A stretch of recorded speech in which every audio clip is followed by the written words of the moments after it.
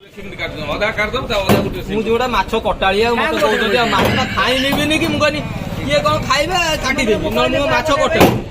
ନା ନା ତୁ ତାଙ୍କଠାରୁ ତୁ ଭଲ କାଟି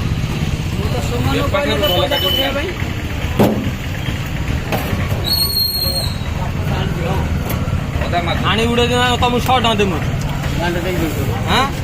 ଆମ ଏତେ ଗାଣ୍ଡୁଆ ନା କଣ ନଈ ପାଖରେ ଘର କରି ମାଛ କଟା ଶିଖିନଥିବୁ କଣ କହୁଛୁ ତମକୁ କହିନି ଯେ 600 ଟଙ୍କା ନେଲ ତମେ ବିଲ୍ ହେଲା ପରେ ପଇସା ନବ ସକାଳ ପଠେଇବ ନା ବିଲ୍ ହେଲା 7 ଜଣ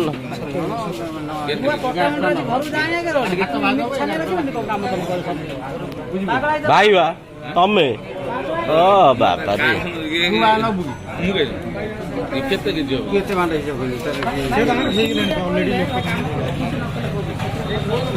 ବାଟରେ ଯାଉଥିଲୁ